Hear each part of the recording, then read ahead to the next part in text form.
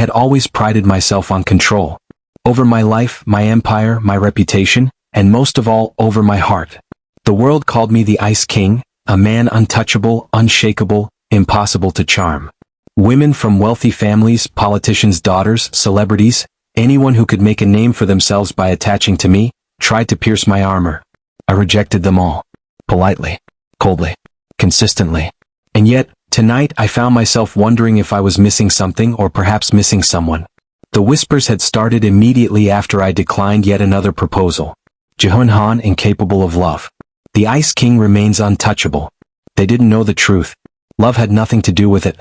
I had no time, no patience, and certainly no interest in anyone pretending to like me while eyeing my power, my money, or my name. That world was empty, hollow, predictable. I slipped out of the meeting room and removed my custom leather shoes, the kind that cost more than most of my employees earned in a year. I was alone in the office for the first time in hours, the city lights sparkling through the floor-to-ceiling windows, and I welcomed the solitude. Peace, order, control. That was all I wanted, until he appeared. The first clue that the night would not end quietly was the splash. A small puddle, a muffled curse, and a figure bending down too close to the floor caught my attention. He was young, probably no older than 25, dressed in the plain uniform of a cleaner.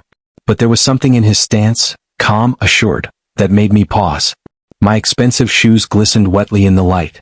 I felt the familiar surge of irritation. Anyone else would have been groveling on the floor, begging forgiveness, hands shaking, words spilling in desperate apology. Not him. He glanced up at me, meeting my gaze without hesitation. "They're just shoes," he said. His voice was low, calm, steady. "They can be cleaned." I froze. My chest tightened. My alpha instincts, usually dormant in professional settings, stirred faintly, curious, intrigued. No one had ever spoken to me like that. Not like this. No one had ever dared. Most feared me. Others flattered me.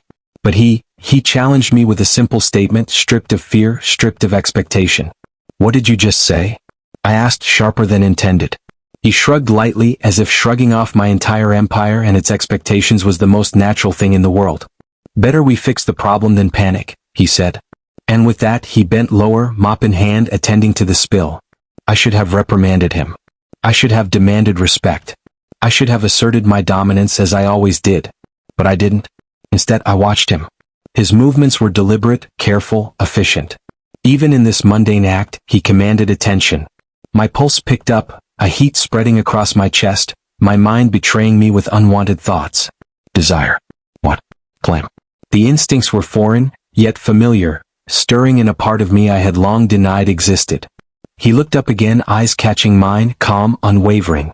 "Are you okay?" he asked casually, almost like he wasn't standing in front of the CEO of one of the largest corporations in the country.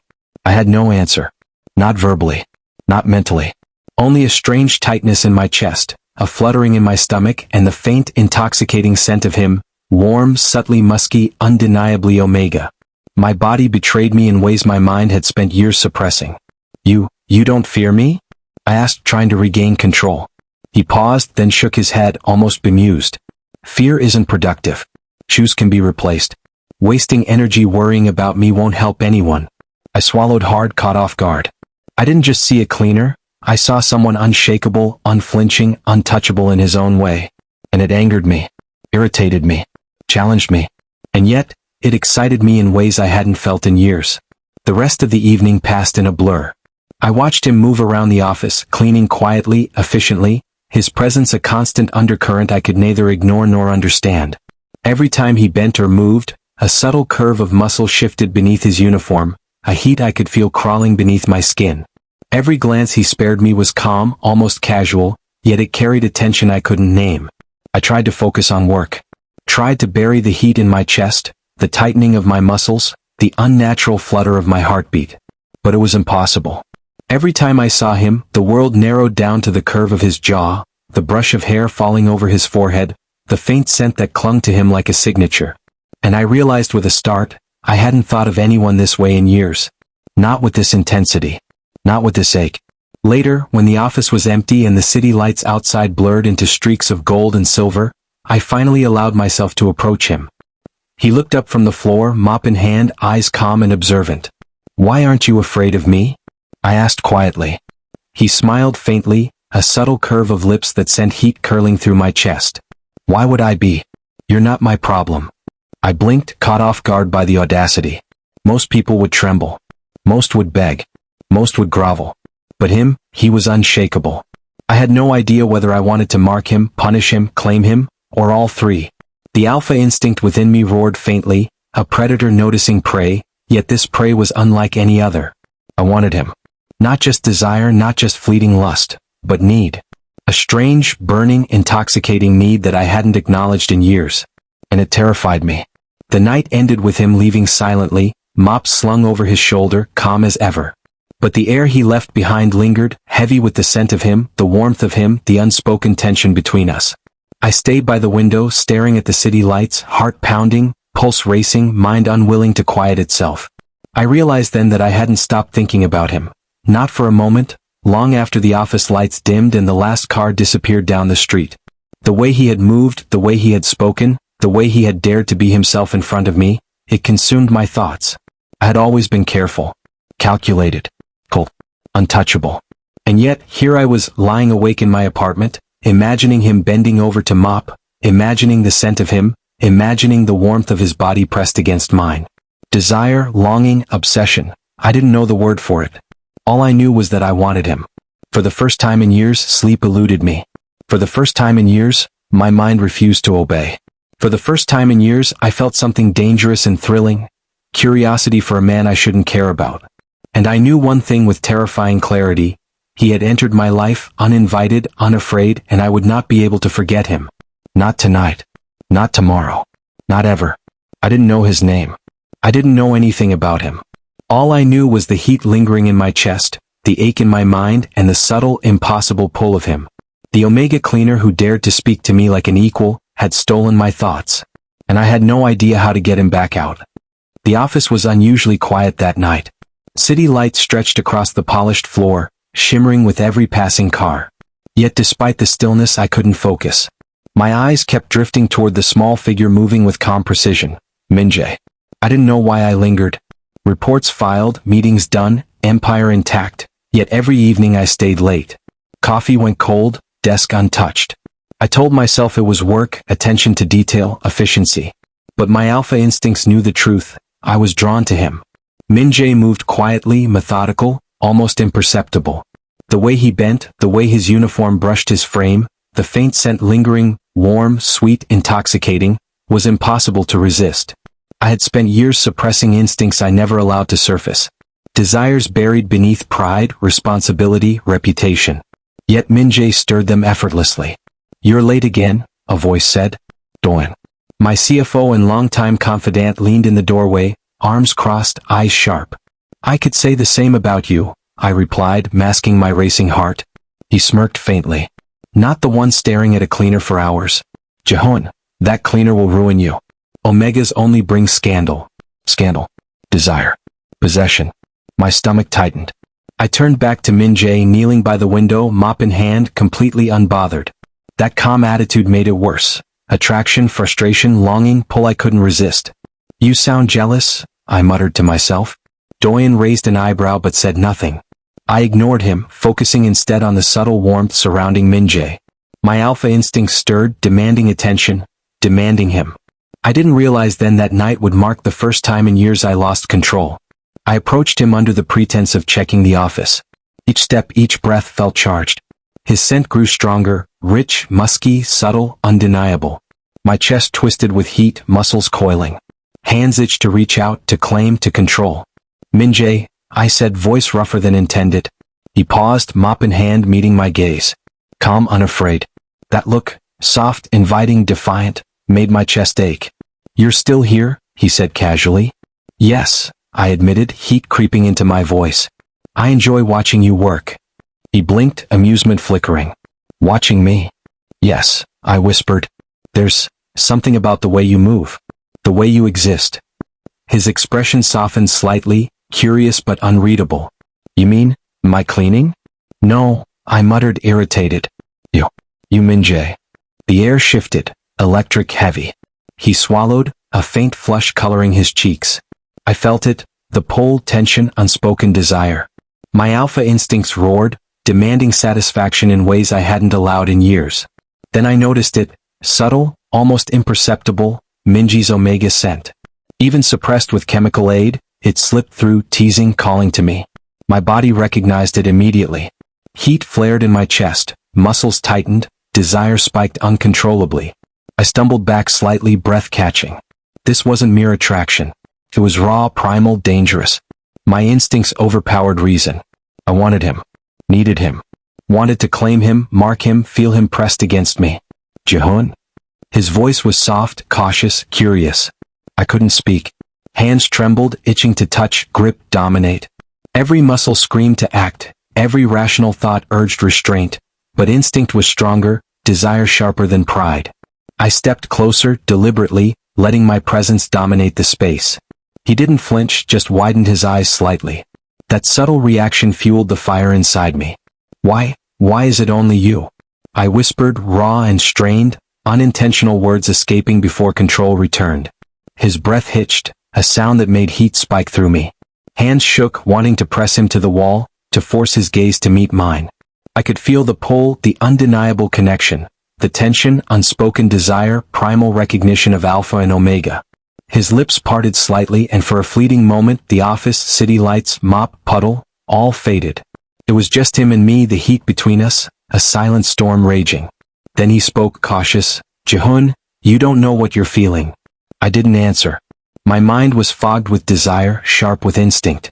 Every part of me ached for him, burned for him, wanted him in ways I hadn't felt in years. I wanted to reach out, press him against me, inhale that intoxicating scent, mark him as mine. But pride, control, the Ice King persona I'd spent years building held me back. Barely. He noticed.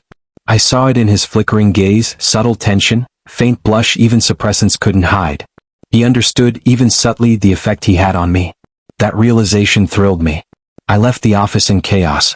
Chest aching, instinct screaming, desire lingering like an unextinguishable flame. I tried to tell myself it was curiosity, infatuation, maybe arrogance, but I knew the truth. He had broken through every wall, every rule, every restraint I had built. For the first time in years, I couldn't stop thinking about him. Every movement, every quiet gesture replayed in my mind. Calm defiance, faint blush, scent I shouldn't notice but couldn't ignore. Alpha instincts ached to act, claim, mark, feel. But I didn't. Not yet. Not tonight. The next time I saw him, I couldn't resist. Tension unbearable, instincts flaring, desire sharper, reason thinner. I pinned him against the wall, heart racing, breath hot, whispering words I couldn't take back. Why is it only you? The morning after that night of near disaster, I arrived at the office earlier than usual. The city glowed behind the glass walls, but inside me, everything was dull. I still remembered the heat of being too close to Minjae, the scent I shouldn't have noticed, the control I'd nearly lost. I told myself it wouldn't happen again. It couldn't. I was halfway through my first meeting when Doyen burst in without knocking. There's been a breach, he said, voice clipped. Sensitive files were duplicated and sent out last night. My stomach tightened. Who had access? He hesitated. Only senior staff, and the night cleaner. I froze. You mean Minjae? Doyen's eyes were cool, unreadable. You've been too lenient with him. Omegas have a way of complicating things. The accusation hit deeper than it should have. I ignored it and flipped open the folder he tossed onto my desk. Every page reeked of setup. Too neat, too deliberate. But still, the idea that Minjae might betray me burned. I found him in the records room, sleeves rolled up, quietly organizing files. Come with me, I said, sharper than intended. He followed without a word. There's been a leak, I told him when we reached my office. You were here late last night. He looked confused. Yes. I was cleaning the West Wing. The theft happened minutes after you left that area. I didn't take anything, he said quickly. Check the maintenance log. There was a water spill near the server room. I did later and he was right. But at that moment I couldn't think clearly. I dismissed him, pretending his calm expression didn't bother me. That evening the alarm blared through the building. I ran toward the sound and found Minjae inside the server room, unplugging cables, the screens flashing red. What are you doing? I demanded. He turned, breathing hard. Stopping whoever's stealing your data. On the monitor, a file transfer froze mid-progress. He'd severed the connection. He exhaled shakily. Someone hacked into the system. I caught it before they finished. I stared at him. How did you even know what to look for? I used to work for Hyojin Industries, he admitted quietly. Before I came here. That name, the rival CEO, made my blood run cold. Why didn't you tell me? Because you wouldn't have trusted me, he said simply. I left them. That's all you need to know. Before I could respond, Doyen appeared at the doorway. Jaehoon, a word, he said, his tone too polite to be innocent. I followed him into the corridor. He handed me a flash drive. Security found this in his locker. The label bore my company's initials. What's on it? Your stolen documents. And a message addressed to Hyojin. I stared at the drive, the weight of it sinking into my hand. That's impossible. Maybe, Doyen said. Or maybe you're blinded by sentiment. When I returned, Minjae was still waiting in my office, patient, unaware of the storm heading his way. Jaehoon, he said softly. Is everything all right? I placed the flash drive on the table between us. They found this. He frowned, puzzled. What is it? You tell me. He picked it up, examined it. I've never seen this before. Don't lie to me, I said, my voice colder than ice. You used to work for our rivals. You knew how to access the system. That doesn't mean. Then why hide it? I demanded. Why pretend? His eyes darkened.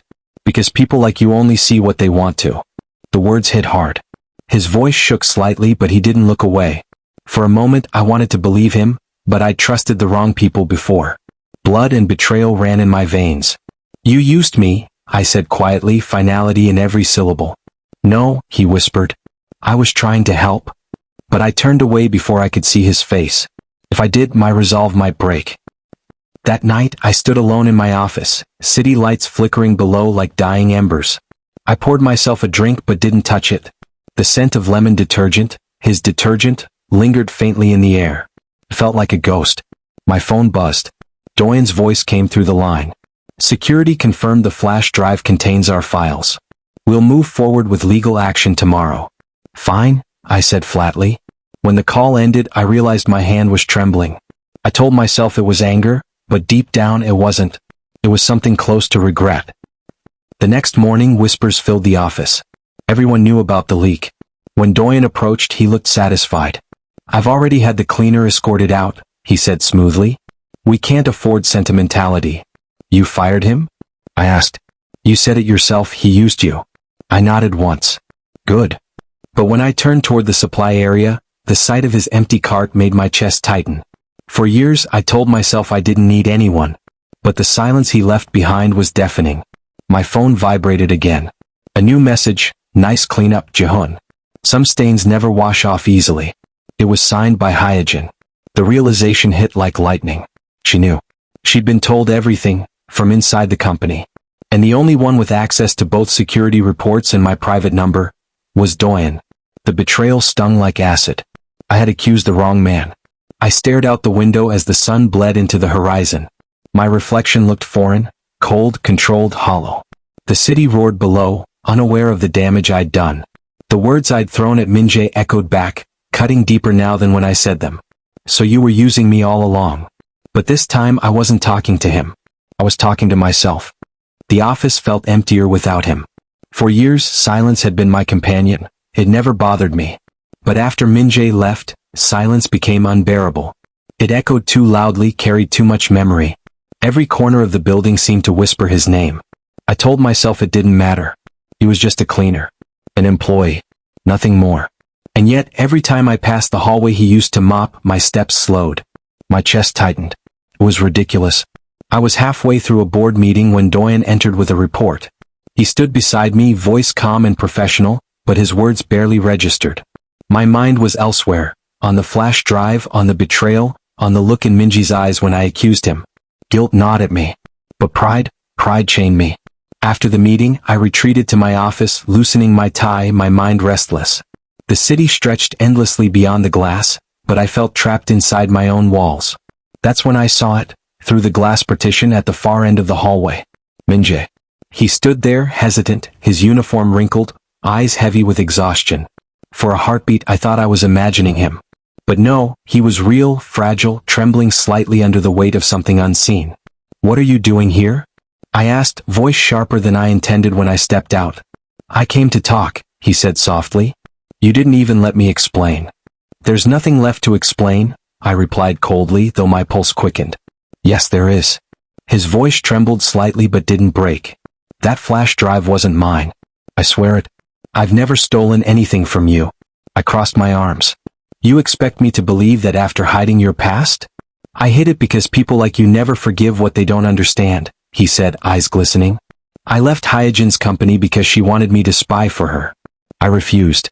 She threatened me, so I left. His words hit something raw in me. I wanted to believe him. I wanted to reach out, to touch him, to say I was wrong. But years of betrayal had hardened me too deeply. Convenient story, I said instead. You're good at cleaning up, aren't you? Maybe even too good. His lips parted, disbelief flickering across his face. You really think I'm lying? I think you'll say whatever you must to save yourself. He stared at me for a long time as if searching for the man he thought I was. You're not the person I thought you were, Jihoon. Good, I said, even though the words tasted bitter. Then stop expecting kindness. His eyes darkened, hurt replacing hope. You'll regret this one day. He turned and walked away. I didn't stop him. I told myself it was better that way, that distance was safer. But the moment the door closed behind him, something cracked deep inside me. That evening I stayed late again. The same office, the same skyline, but without him it felt colder. I poured a drink and stared at the city lights until they blurred into nothing. Then I saw it, through the glass wall at the entrance to the lobby. Hyojin. Elegant, poised, and poisonous. My rival in every sense of the word. She was speaking to someone, and that someone was Minjae. My heart froze. I couldn't hear their words from where I stood, but I didn't need to. Her hand brushed his arm lightly, her expression sweet, manipulative. He shook his head, backing away slightly, but she stepped closer, whispering something that made him flinch. My fists clenched. Rage burned through me, ugly, raw, consuming. All I saw was betrayal. Again. I stormed toward the elevator, the image seared into my mind, her smiling, him standing too close. The elevator doors closed with a metallic thud that echoed my heartbeat. When I reached the ground floor, Hyojin was already gone. Only Minjae remained, pale and shaken. What was that? I demanded. He turned, startled. Jihoon, were you reporting back to her? Is that what this is about? My voice rose, slicing through the empty lobby. Did you play me from the start? No, he said, desperate now. She came to me, I refused her offer. She wanted me to betray you again, but I didn't. You have to believe me. Believe you? I laughed bitterly. I believed you once. That was my mistake.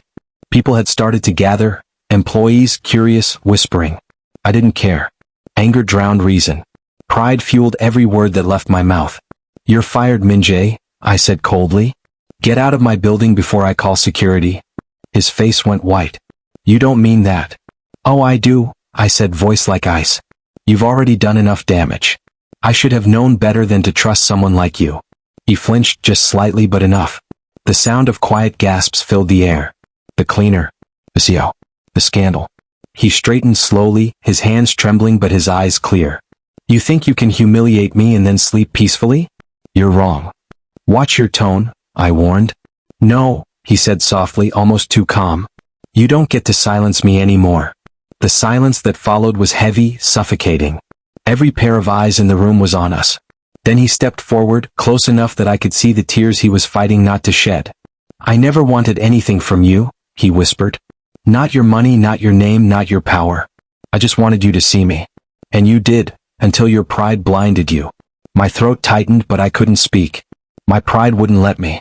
He took a slow breath and stepped back. You'll realize what you've lost, Jihoon. But by then it'll be too late. And with that he turned and walked out of the building. No shouting. No tears. Just quiet, painful finality. His figure disappeared into the crowd outside, swallowed by the night. I stood frozen, the murmurs around me fading into static. My heart thudded in my chest, heavy, uneven, breaking under the weight of my own mistakes. Doyen appeared beside me, voice low. It was for the best. But when I looked at him, all I saw was his smirk, satisfied, victorious. And for the first time, I wondered if the real betrayal hadn't come from Minjae at all. Still I said nothing. Because pride chained me. Because pain silenced me.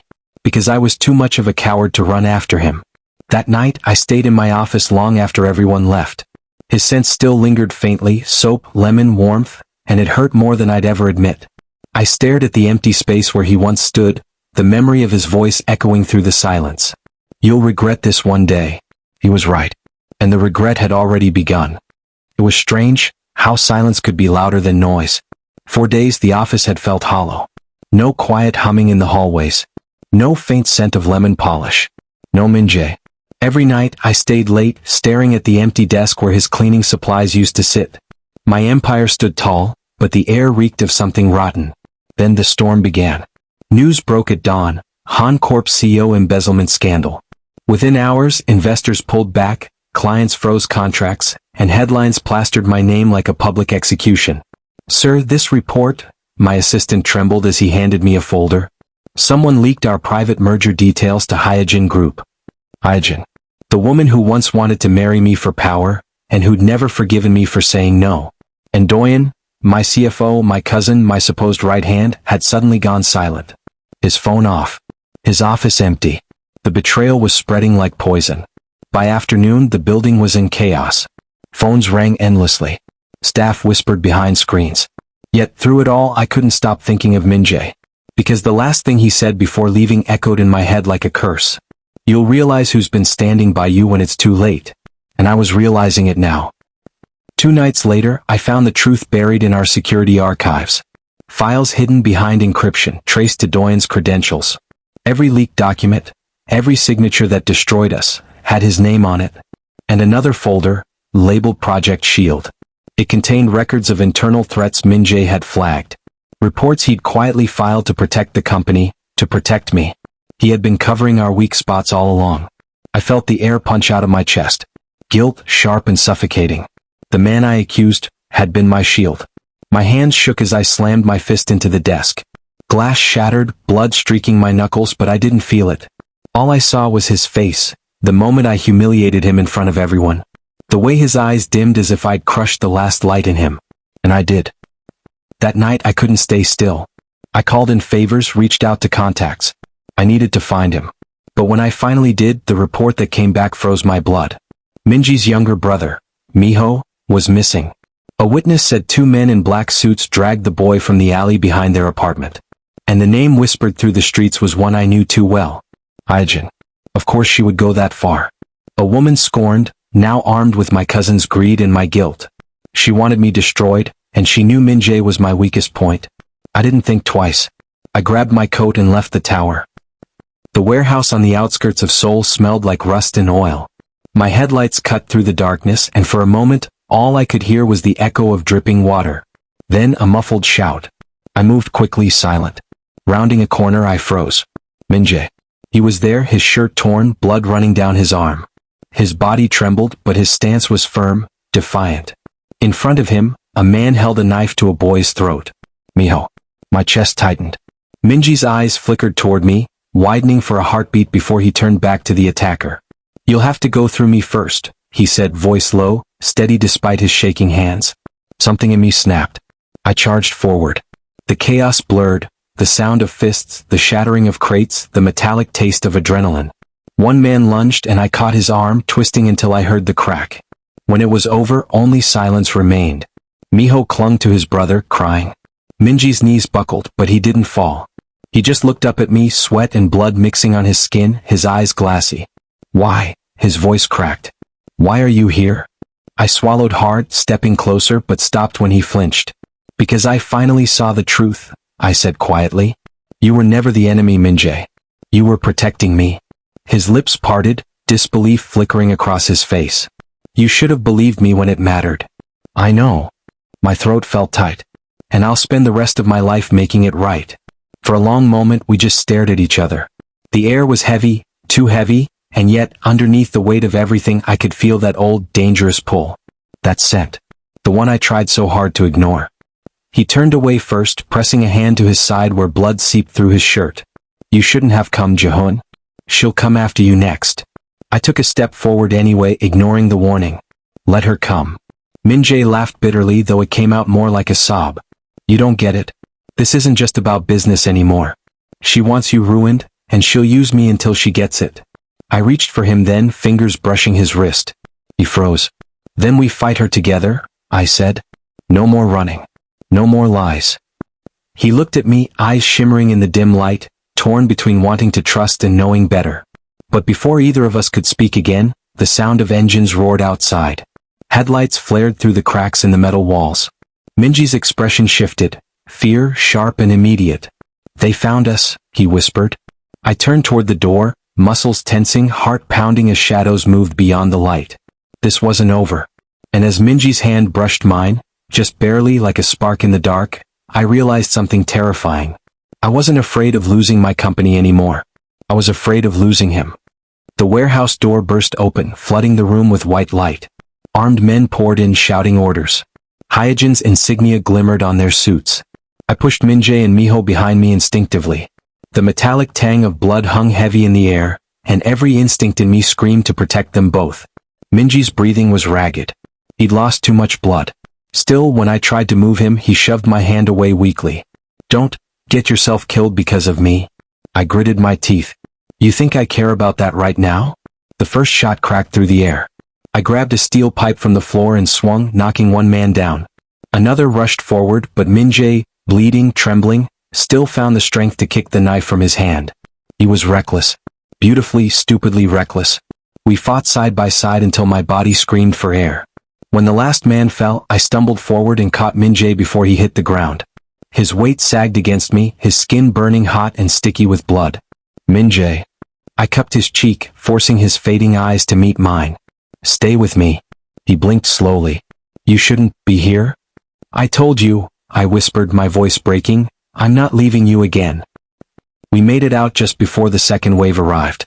I'd called an emergency contact, an old military medic who owed me a favor. By the time we reached a safe house on the outskirts of the city, Miho had fallen asleep in the back seat, clutching his brother's jacket. Inside, the dim light painted Minji's face in shades of exhaustion. I sat beside him, watching the rise and fall of his chest. My hands wouldn't stop shaking. "I was wrong," I said quietly, my throat tight. "I never should have doubted you." He opened his eyes slowly, tears glistening at the corners. "It's too late, Jihun." "No," I said, leaning closer. "Not for this. Not for us." He laughed softly, but it wasn't joy, it was disbelief. "You humiliated me. You let them think I was trash. You broke something I didn't even know could break." Each word cut deeper than the last. I wanted to reach for him, to pull him into me, but he pushed my hand away. "Do you know why I stayed at Han Corp even after the rumors?" he asked, his voice trembling. "Because I believed in you. Because I thought there was something in you worth fighting for." His voice cracked. "But you believed everyone else before me." "I know." I swallowed the guilt, the pain, the truth that it was all my fault. "But I'm here now. I'll make it right. I swear it." Minji's gaze softened for a moment before his walls rose again. "Then prove it." Before I could answer, the medic stepped in, stitching his wound with swift precision. Minjae hissed in pain, gripping my arm hard enough to leave marks. When it was done, the medic nodded at me. "He'll live. But he needs rest." After he left, silence fell between us again. The kind of silence that feels alive, breathing with everything unsaid. Minjae turned his face toward the window, moonlight brushing over his bruised skin. "You should go back," he murmured. "Your company, your life, it's falling apart." I gave a bitter laugh. "Let it." His head turned sharply toward me. "You don't mean that." "I do." I leaned closer, my voice low, rough. "Without you, none of it matters." His lips parted, a protest on his tongue, but it never came out. I don't know who moved first, him or me, but suddenly our faces were inches apart. The air between us pulsed with something raw and dangerous. When our lips met, it wasn't gentle. It was desperate. Regret and longing colliding like wildfire. He tasted like salt and blood, like everything I'd ever wanted and everything I'd thrown away. Minji's fingers tangled in my shirt, pulling me closer even as he trembled. When I deepened the kiss, he broke it with a sharp breath, eyes glistening. "You can't fix this with kisses, Jihun." "I'm not trying to fix it," I whispered, my forehead pressed against his. "I just needed to feel you're still real." He looked at me for a long moment, searching, conflicted, then let out a shaky sigh. "You're impossible." "Maybe," I said softly, "but you're still here." His lips curved faintly, but before I could say more, a phone buzzed on the table. I reached for it, my private line. Only one person could call this number now. Doan. The name made my blood run cold. I answered, voice sharp. "Where the hell are you?" A laugh came through the speaker, bitter, tired, broken. Still alive, cousin? Impressive. What did you do? I just gave Hyojin everything she needs to bury you, he said simply. Every file, every transaction. She owns your empire now. My hand clenched around the phone. You'll regret this. Don't bother threatening me. You destroyed me long before this. His voice dropped. Consider it justice. The line went dead. I stared at the screen, the world tilting beneath me. My empire, the one I'd built from nothing, was gone. Just like that. Minji's weak voice broke through my daze. Jihun? I turned to him, forcing a steady breath. It's over, I said quietly. Han Corp, everything. He gave it all away. He looked at me, pain flashing in his eyes, not for himself but for me. I told you she'd come after you. Then she'll have to finish the job, I muttered, sliding my gun from my holster and checking the magazine. Minjae grabbed my wrist. Don't. You'll get yourself killed. Then let her kill me, I said through gritted teeth. As long as she never touches you or your brother again. He stared at me wide-eyed, his lips trembling as if he wanted to say something but couldn't. Then suddenly his body went limp. Minjae. I caught him before he hit the floor. His pulse fluttered weakly beneath my fingers. Blood seeped through his bandage again, too much, too fast. Panic surged through me. Stay with me, please. Outside, sirens wailed in the distance, blue lights flashing against the window. The police. Or Hyojin's men. Maybe both. I pulled Minjae close, his head resting against my chest. His breath came in shallow gasps, his skin pale under the moonlight. I won't lose you, I whispered, tightening my hold. Not again. But the sirens grew louder, the walls closing in, and for the first time in my life I realized the empire I'd built was ashes. And the only thing worth saving was bleeding in my arms. The sirens drew closer, each second scraping against my nerves like a blade. Minji's breathing was uneven, shallow. His head rested against my chest, his body limp but warm. I pressed my hand to his wound, feeling the slick warmth of blood seeping through my fingers. Damn it, my voice cracked. You promised you wouldn't leave me. He stirred faintly, his lashes trembling. You said that first, he mumbled, barely audible. Even like this, half-conscious, broken, he still found a way to mock me softly. I let out a breathless, pained laugh and brushed the hair from his forehead. Yeah, I did. The sound of tires screeched outside. Doors slammed. Boots hit the pavement. Not police. Too quiet. Too coordinated. Hyojin's men. I looked down at Miho, curled up on the old couch, sleeping through exhaustion and fear. There wasn't time to think. I grabbed my phone, slipped it into Miho's pocket and whispered against his ear, hide. Don't come out until it's over. He blinked up, scared. What about Hyung? I'll bring him back. I forced a smile I didn't feel. I promise. When the door burst open, the room filled with gunmetal shadows. 3 men entered first, then the woman herself. Hyojin, immaculate as ever. A white coat, diamond earrings, and a smile sharp enough to draw blood. Well, she said, her heels clicking against the concrete floor. Han Jihun, the almighty Alpha CEO. Look at you now. Her eyes flicked to Minjae, unconscious on the floor. You really fell for your little Omega cleaner, didn't you? I clenched my jaw. You'll regret touching him.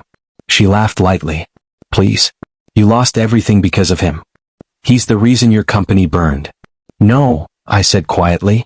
You and Doyen did that. Hyojin's smile faltered for a fraction of a second, then returned sharper. Maybe. But the world doesn't care. All they'll see is that your downfall began the moment you looked at an Omega. Her words sliced through me because they were true. But I didn't care. Not anymore. You want me?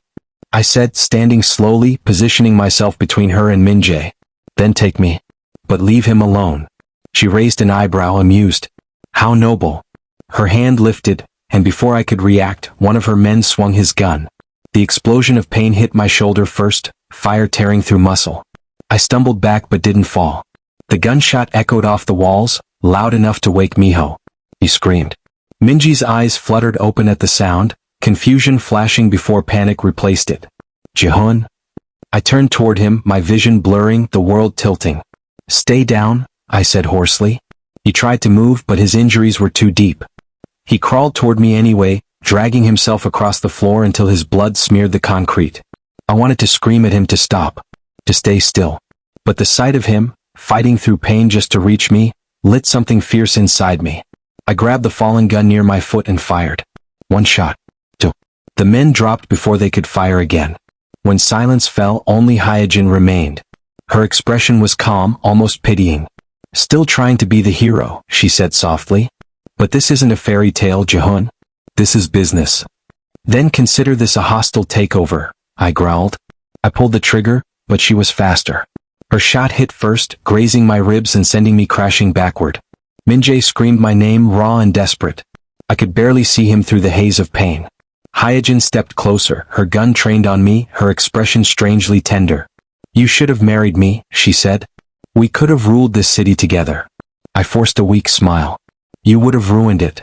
Before she could reply, another sound sliced through the air. Sirens, this time real. "Police. Close." Her eyes darted toward the window. "We'll finish this later," she hissed, then turned to flee with her men.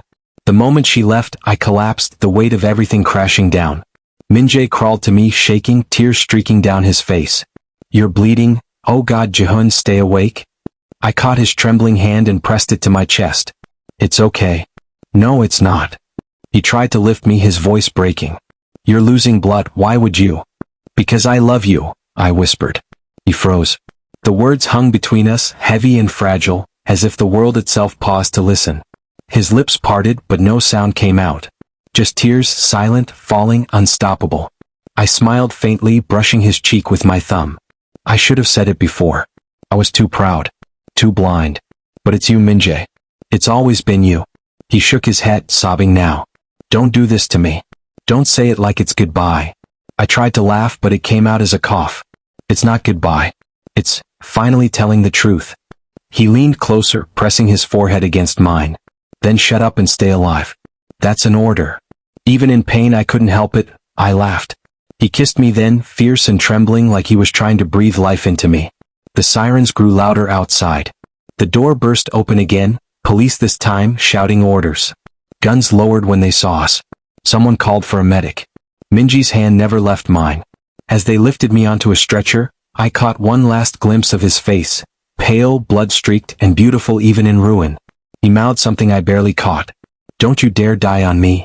The world tilted, fading into white. When I woke, the ceiling was white. A hospital room. The steady beeping of machines anchored me to the present. Bang. The faint trace of citrus, Minji's scent, still in the air. He was there, asleep in a chair beside my bed, his hand wrapped tightly around mine as if he was afraid I'd disappear. For a moment, peace washed over me. Then, through the haze, I heard the nurses whisper outside the door. "They arrested CFO Han Doyen last night. But Miss Hyojin, she vanished. No trace." My chest tightened. She wasn't finished. And as I turned my head toward Minji's sleeping form, I realized something worse. The war wasn't over. It had only just begun. The sound of monitors filled the silence, steady, rhythmic, reminding me I was still alive. I watched Minjae sleeping beside my hospital bed, his fingers still laced with mine. His head rested awkwardly on the chair arm, his hair falling into his eyes. Even with dark circles under them, even with dried blood staining his sleeve, he was the most beautiful thing I'd ever seen. I reached out, brushing his hair back. He stirred, eyes fluttering open, soft brown meeting mine. "You're awake," he whispered, voice hoarse. "Barely." I smiled faintly. "You didn't leave." He shook his head. "Didn't plan to." For a moment, the world felt still. No betrayal, no blood, no noise. Just us. Then the door opened and the stillness shattered. A man in a gray suit stepped inside. My lawyer. Behind him, 2 officers. "Mr. Han Jihun," the lead officer said firmly, "you're under investigation for corporate fraud and obstruction of justice. We'll need you to come with us once you're cleared to move." Minji's grip on my hand tightened. I closed my eyes briefly. So this was it, the price of pride and blindness. Everything I'd built was burning and I had no one to blame but myself. The trial began a week later. Reporters filled the hallway. Cameras flashed like lightning every time I entered the courtroom. The headlines were merciless. Fallen Alpha CEO faces prison. Han Corp in ruins. The cleaner who destroyed a dynasty. I sat in silence while the prosecution painted me as corrupt. Every forged document, every leaked file tied back to my name. And through it all, Hyojin sat across the room in her pristine white suit, smiling like a viper in silk. Doyen beside her avoided my gaze, his expression unreadable. Then the door opened. Minjae. Gasps filled the courtroom. He walked slowly, still limping from his injuries, his hand clutching a folder. He looked small beside the crowd of suits and cameras, but his gaze was steady, calm, determined, like the night he stood between me and danger. The judge nodded toward him. "Mr. Lee Minjae, you've requested to testify?" "Yes, Your Honor." Hyojin's smile faltered. When he spoke, the courtroom held its breath. He told them everything, how he had uncovered Doyen's leaks, how he'd secretly protected company assets, how Hyojin had manipulated both sides. His voice trembled at first, but the more he spoke, the stronger he became. Then came the recording. He played the audio file I didn't know existed, Doyen and Hyojin's private conversation. Doyen's voice admitting he planted the evidence against me. Hyojin's laughter, promising him a share of my company. By the time it ended, even the prosecution was silent. The judge looked up slowly. "Mr. Han, is this your employee?" I met Minji's gaze, my throat tight. "He's more than that." The verdict came 3 days later. All charges against me were dropped. Doyen and Hyojin were taken into custody. But the victory didn't feel like one. Corp was gone. The board dissolved the company to avoid further scandal. Decades of work, my father's legacy, my pride, my empire, reduced to dust. And yet, when I walked out of that courthouse, the first thing I saw was Minjae waiting for me under the drizzle. No cameras. No words. Just him, an umbrella in hand, his uniform gone, wearing a simple shirt that somehow made him look fragile and strong at once. I walked toward him, the rain soaking through my coat. He lifted the umbrella above me. "You're free." I smiled faintly. At a cost. His lips curved in a soft, sad smile. "You still have something left." "What?" "Me," he said simply. Something in my chest cracked open. I reached out, taking his hand, the same hand that had steadied me through the darkest days. He didn't pull away. We walked together down the courthouse steps, hand in hand, two broken men beneath a gray sky. And for the first time in months, I felt like I could breathe. Later that night, we sat by the river. The city lights shimmered on the water, reflections of a world that kept moving even when ours had stopped. He leaned against my shoulder, quiet. I could feel his heartbeat, fast, uneven. "You shouldn't have risked everything for me," I said softly. He smiled without looking up. "I didn't do it for you. I did it because it was right." "Still sounds like you did it for me." He laughed weakly. "Maybe a little." The night air was cold, but his scent, faint and familiar, carried warmth. The same sweetness that haunted me since the first time I noticed it. But tonight it was different, stronger, sharper. Then I felt it. His pulse fluttered, his breathing changed, and a faint tremor ran through his body. I pulled back slightly. "Minjae?" He pressed a hand to his neck, his skin glistening with sweat. His pupils dilated, his voice shaking. "Jehun, something's wrong." Panic hit me like ice. I knew that scent too well now, rich, heady, irresistible. His heat. I caught him before he fell, his body trembling violently in my arms. "You're burning up," I whispered, my voice breaking. He clutched my sleeve weakly. "It's too soon. The suppressants, they're not working." "Minjae, look at me," I said urgently, tilting his chin up. "You need medical help. Right now." He shook his head, tears forming at the corners of his eyes. "It's too late. Without a bond." "Don't say that," I snapped. "You'll be fine." His hand reached up, brushing my cheek, his touch trembling. "You can't save everything, Jehun." I pressed my forehead against his, desperate. "Watch me." He gasped, the heat radiating through his skin unbearable. His scent filled the night, wild and desperate, wrapping around me like fire. "Minjae," I whispered, holding him tighter as his body shook. "Don't you dare leave me. Not again." His lips parted, voice barely a breath. "Jehun, if I don't make it." "Stop." I pulled him closer. "You will." The night blurred, city lights fading, rain falling harder, my heart pounding in my ears. He shuddered once, then went still, his weight collapsing against me. I screamed his name, my voice tearing through the storm as sirens wailed once more in the distance. The same sound that had followed us since the beginning. Only this time, I didn't know if they were coming to save him, or to take him away. The hospital smelled like antiseptic and rain. I hadn't slept in 2 days, not since the paramedics rushed Minjae in after he collapsed. His skin had been burning, his pulse wild, body trembling in agony. Severe omega heat reaction, the doctor had said. Without a bonded alpha, his system might not survive it. Every word had cut like a blade. Now, sitting beside his bed, I could hear the faint hum of machines and the soft, uneven rhythm of his breathing. His face was pale, sweat dampening his hair, and yet, even like this, he was beautiful. Fragile. Alive. I reached out, brushing my fingers across his wrist where the pulse still flickered, unsteady but fighting. "You can't leave me," I whispered. "Not after everything we've survived." His body tensed, a soft sound escaping his lips, a cry caught between pain and need. The heat was ravaging him from within, and every instinct in me screamed to help, to claim, to protect. The nurse's voice echoed faintly in my mind. "If he trusts you, he'll respond to your presence. Stay close." So I did.